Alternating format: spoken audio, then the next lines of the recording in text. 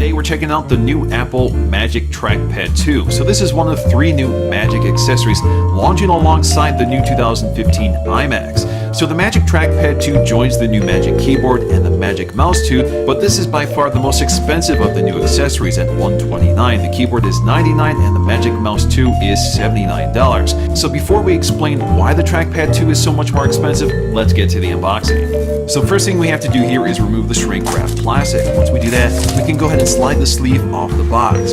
So the first thing that jumps out right away is how much wider this trackpad is from the previous generation. It's also 29% larger in terms of the surface area, and it's white instead of gray or aluminum color. So lifting the trackpad out of the box, you can see it's wrapped in this sort of frosted plastic, which we can go ahead and peel off. Now the design very closely matches that of the new Magic Keyboard. This nice wedge shape, and the white sort of matches the keys of the new Magic Keyboard. So the trackpad once again has this sort of silky, glassy texture on the surface. I really like the way it feels. Pretty much feels identical to every other Apple trackpad you've probably handled before. Along the side, you can see we have this nice thin wedge shape, and it's wrapped in aluminum. Along the back, you can see we have a design very similar to the Magic Keyboard. We have our power switch on the right side. There is no LED indicator indicating when it's turned on or not, just a bright indicator on the switch itself.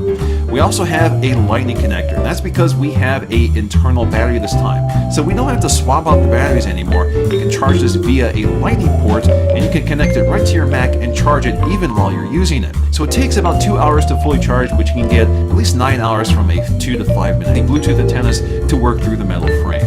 Along the bottom, just like on the keyboard, we have this glossy plastic surface with the Apple logo toward the center. And in each corner, we have these rubber feet, which stabilize the trackpad on your surfaces. Now, before we get to pairing and using the new trackpad, let's get to the accessories. So, of course, we have a lightning cable, which is neatly packaged here. Again, we can use this to recharge the battery internally. We also get some paperwork with a quick start guide, regulatory information, and our warranty card. Now, once again, we have 2 options for pairing our new trackpad. We can do the standard Bluetooth method, so all we have to do is go to our Bluetooth control panel, look for our new Trackpad 2, connect it, pair it, and you're good to go.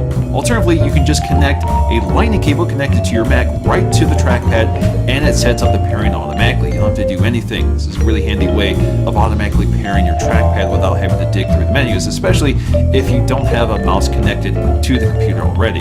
So once we're paired, we're good to go, and you can disconnect the cable or leave it connected if you want. It still works through Bluetooth whether the cable is connected or not.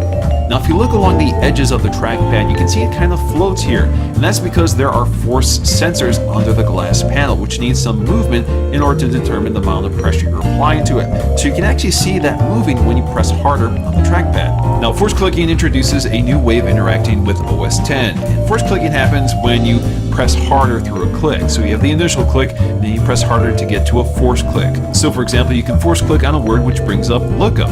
So this will bring up a variety of contextually aware items. So a definition, a map, an address book, or even a Wikipedia article.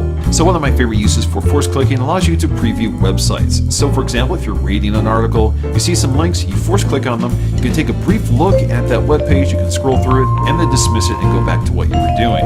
Now effectively, this is the same trackpad that's available on the MacBooks. We even have the same settings panel. So you can change the scroll direction from natural to traditional. You can zoom in or out just by pinching in and out to zoom. You also have smart zoom, so you can just use 2 fingers, so double tap with 2 fingers to zoom in and out. You can also rotate by twisting your fingers. We have gestures like swipe between pages, swipe between full screen apps. We have our notification center, which you can invoke by swiping in from the edge of the trackpad. We have mission control, which you can bring up by swiping up with 3 fingers. We can also activate app expose by swiping down with 3 fingers. You can also invoke the launchpad by pinching in with your thumb and 3 fingers. And you can also quickly show your desktop by spreading with your thumb and 3 fingers. In terms of point and click, we have lookup and data detectors. So you can choose this with a force click, or you can use tap with 3 fingers to achieve the same thing. We also have secondary click, so you can enable that. That's off by default. And you can also enable tap to click. Now you can change the intensity of the click, so you can go for a lighter click, a medium click, or a firm click if you want something less sensitive, and you can also change your tracking speed. We can also enable silent clicking. So if you want the sensation of a physical click, but you want it to be quieter, you can enable this. And if you want, you can completely turn off force clicking and the haptic feedback.